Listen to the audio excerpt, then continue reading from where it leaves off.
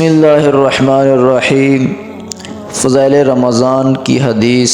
حضرت سلمان رضی اللہ تعالی عنہ کہتے ہیں کہ نبی کریم صلی اللہ علیہ وسلم نے شعبان کی آخر تاریخ میں ہم لوگوں کو وعظ فرمایا کہ تمہارے اوپر ایک مہینہ آ رہا ہے جو بہت بڑا مہینہ ہے، بہت مبارک مہینہ ہے۔ اس میں ایک رات ہے شب قدر جو 1000 مہینوں سے بڑھ کر ہے۔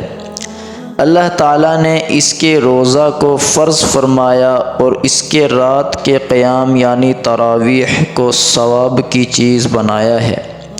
جو شخص اس مہینہ میں کسی نیکی کے ساتھ اللہ کا قرب حاصل کرے، ایسا ہے جیسا کہ غیر رمضان میں فرض کو ادا کیا، اور جو شخص اس مہینہ میں کسی فرض کو ادا کرے وہ ایسا ہے جیسا کہ غیر رمضان میں 70 فرض یعنی 70 نمازیں، ایک نماز کے بدلے میں 70 نمازوں کا اجر اللہ تعالیٰ رمضان میں عطا کرتے ہیں۔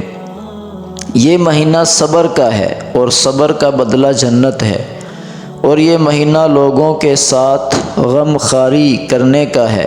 اس مہینہ میں مومن کا رزق بڑھا دیا جاتا ہے۔ جو شخص کسی روزہ دار کا روزہ افطار کرائے اس کے لیے گناہوں کے معاف ہونے اور آگ سے خلاصی کا سبب ہوگا، اور روزہ دار کے ثواب کی مانند اس کو ثواب ہوگا، مگر اس روزہ دار کے ثواب سے کچھ کم نہیں کیا جائے گا۔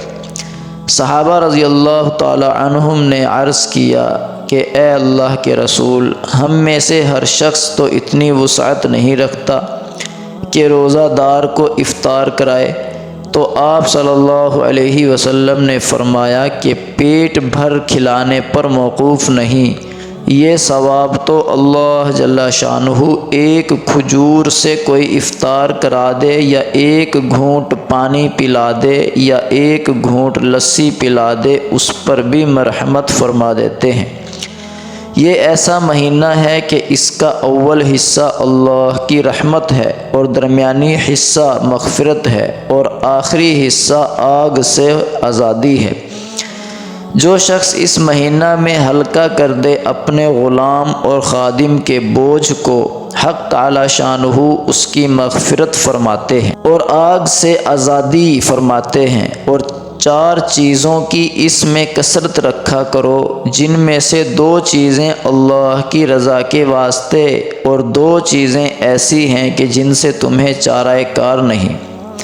پہلی 2 چیزیں جن سے تم اپنے رب کو راضی کرو وہ کلمہ طیبہ اور استغفار کی کثرت ہے، یعنی کلمہ طیبہ کا زیادہ سے زیادہ ورد اور استغفار کی کثرت۔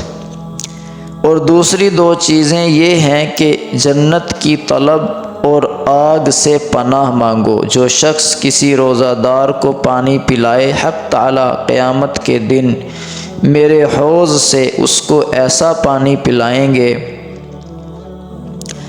کہ جس کے بعد جنت میں داخل ہونے تک پیاس نہیں لگے گی۔ یہ جو واقعہ ہے یہ آپ صلی اللہ علیہ وسلم نے رمضان شروع ہونے سے پہلے اپنے صحابہ رضی اللہ تعالی عنہم کو جمع کیا، اور رمضان کی آمد پر ان کو یہ فضائل بتائے۔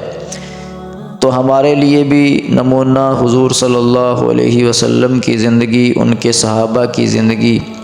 تو اگر ہم اس طریقے سے ان اعمال کے اہتمام کے ساتھ رمضان کا مہینہ گزاریں گے تو یقیناً یہ مہینہ ہمارے لیے نیکیوں کے بڑھنے اور گناہوں کے ختم ہونے کا ذریعہ ہوگا۔ اللہ تعالی ہم سب کو عمل کی توفیق نصیب فرمائے۔